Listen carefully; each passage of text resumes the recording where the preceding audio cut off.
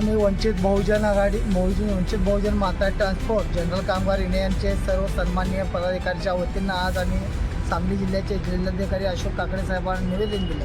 निवेदनामध्ये प्रामुख्याने मुद्दा शासकीय निमशासकीय हॉस्पिटलमधील जे काही कर्मचारी काम करतात, जे वार्डबाय असतील, शिपाई असतील, अनेक कर्मचारी त्या ठिकाणी काम करतात, त्यांना ESI वेतन लागू केलं जात नाही, त्यांना PF लागू केलं जात नाही। गेले अनेक वर्षात काम करत असताना त्यांना कुठल्याही प्रकारची आरोग्य सुविधा मिळत नाही, सुरक्षित किट मिळत नाही, किमान वेतन मिळत नाही। अशी परिस्थिती जी आहे, अनेक मुद्दे आम्ही संबंधित कंत्राटी कामगार असतील, शासकीय निमशासकीय हॉस्पिटलमधील सर्वांच्यासाठी आम्ही किमान वेतन, PF, ESIची याची नोंदणी हवी, तात्काळ मिळावी, या संदर्भात जिल्हाधिकारी अशोक काकडे साहेबांच्याकडे आम्ही मागणी केली।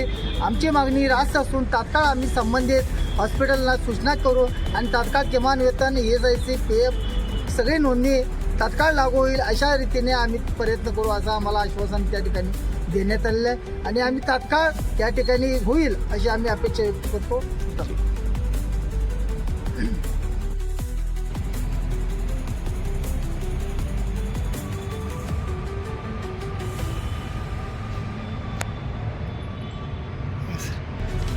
आज वंचित बहुजन माथाडी ट्रान्सपोर्ट जनरल कामगार युनियनच्या वतीने सांगली जिल्ह्यात कार्यरत असणारे सर्व खाजगी रुग्णालय, याचबरोबर मिरज सिव्हिल, सांगली सिव्हिल येथे कार्यरत असणारे शासकीय कर्मचारी जे कंत्राटी तत्वावर काम करत आहेत, अशा सर्व कर्मचाऱ्यांना त्यांचा हक्काचं प्रॉव्हिडंट फंड, किमान वेतन, याचबरोबर त्यांना सुरक्षा किट, महिलांना त्या ठिकाणी काम करणाऱ्या ठिकाणी संरक्षण, अशा विविध मागण्यांसाठी आम्ही आमच्या मागण्या आज प्रथमतः मिरज IMA येथील डॉक्टर रियाज मुजावर, जे स्वतः अध्यक्ष आहेत, यांना निवेदन दिलेलं आहे। याचबरोबर सांगली जिल्ह्याचे माननीय जिल्हाधिकारी श्री अशोक काकडे साहेब यांच्यासमोर सदर विषयासंबंधात तपशीलवारप्रमाणे चर्चा केलेली आहे।